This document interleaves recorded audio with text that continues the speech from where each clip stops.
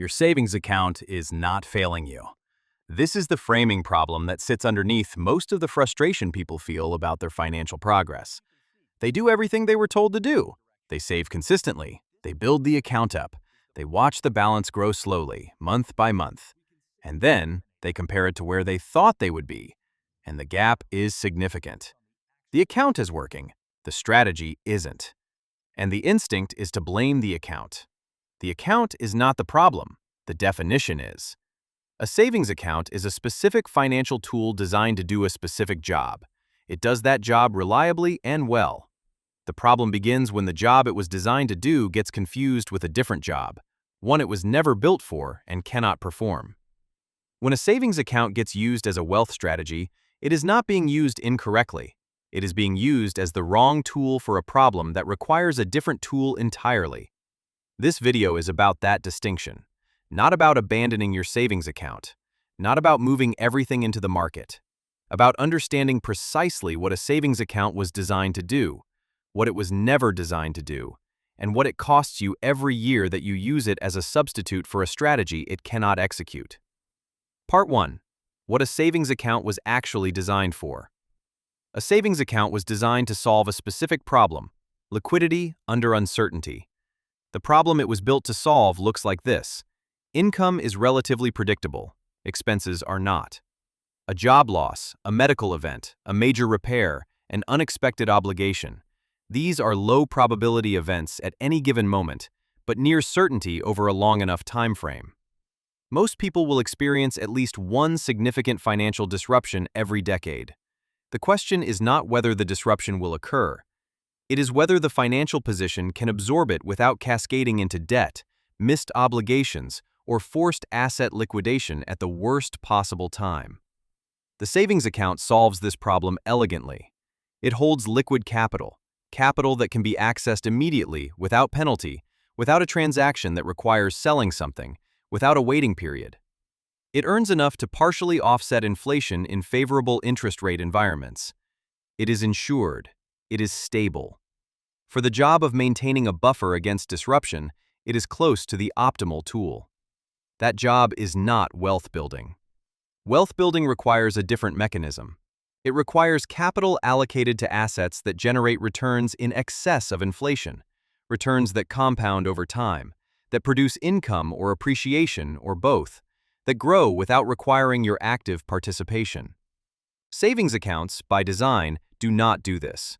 Their yield is bounded by the interest rate environment. Their return is nominal, not real.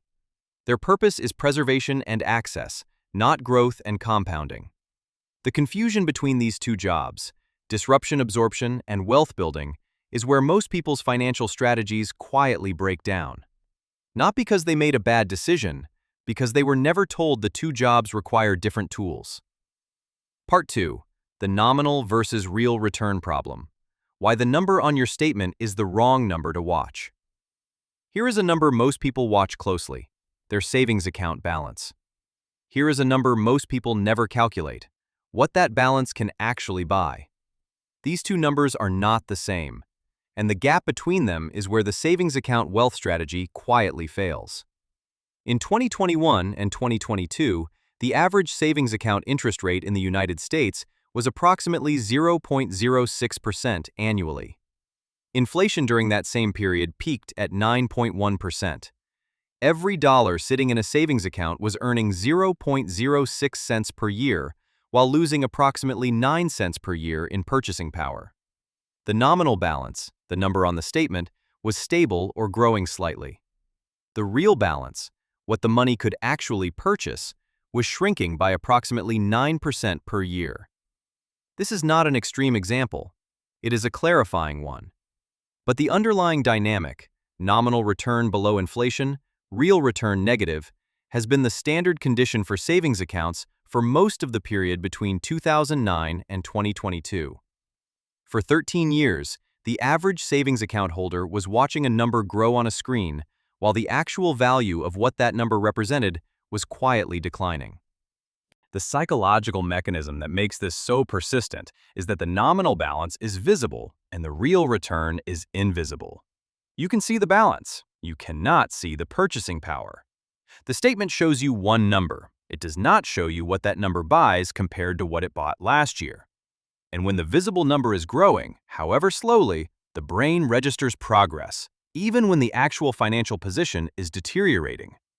Watching your savings account balance as a measure of financial progress is like watching the speedometer of a car that is moving backward. The number is real, the direction it implies is wrong. The correct number to watch is real return, nominal interest rate minus inflation rate. When that number is positive, your savings account is preserving and slightly growing your purchasing power. When it is negative, which it has been for most of the past 15 years in standard savings accounts, your savings account is eroding your financial position while the statement tells you everything is fine. Part 3. Opportunity cost, the loss that never appears on any statement. There is a cost to keeping money in a savings account that does not appear on any statement, in any fee disclosure, or in any terms and conditions document. It is not charged to you. It is simply the difference between what the money earned and what it could have earned, and it compounds silently, year after year, in a direction you cannot see. This is opportunity cost. And for money kept in savings accounts beyond what is needed for legitimate disruption absorption, the opportunity cost is the most significant financial cost most people are paying, without knowing they are paying it. Here is a concrete illustration. A person keeps $30,000 in a savings account earning 0.5% annually for 10 years. After 10 years, they have approximately $31,534. The account did its job. The balance grew. The same $30,000 invested in a diversified index fund at an average annual return of 7% over the same 10 years becomes approximately $59,022. The difference? $27,488. Not from a complicated strategy, not from taking significant risk, from a decision about which tool to use for which job. The $27,488 difference is the opportunity cost. It was never charged. It never appeared on a statement.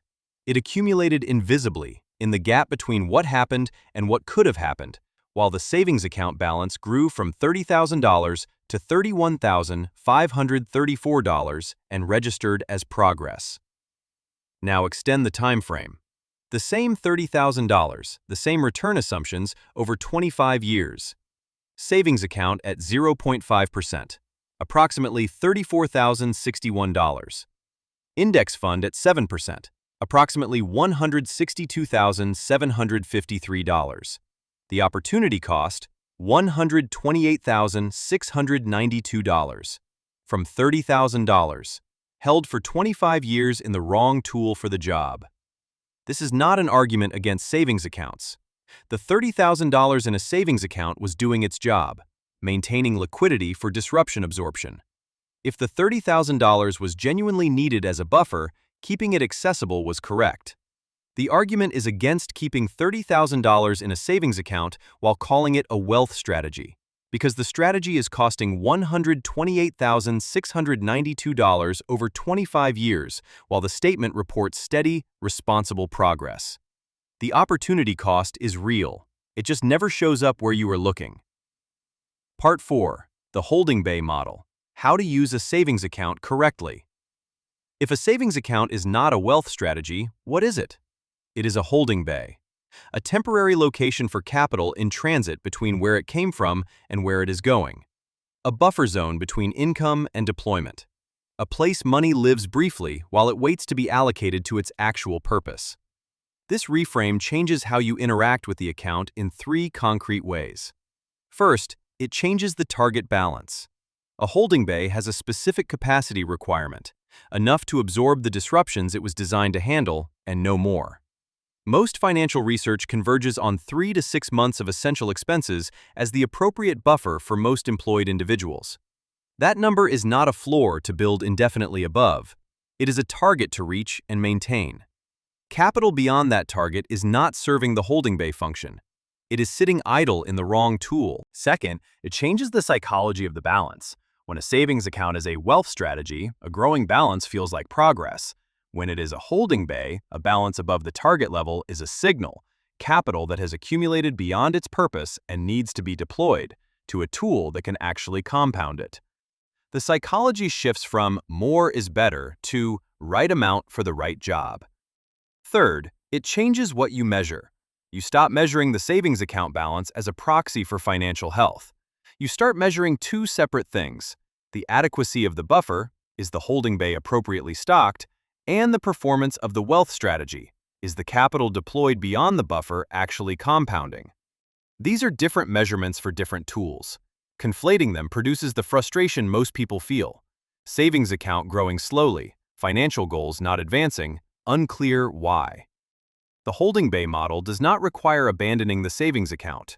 It requires reassigning it from wealth strategy to what it actually is: a liquidity management tool that does one job well, that should be maintained at the level that job requires, and that should be the starting point of a strategy rather than the strategy itself.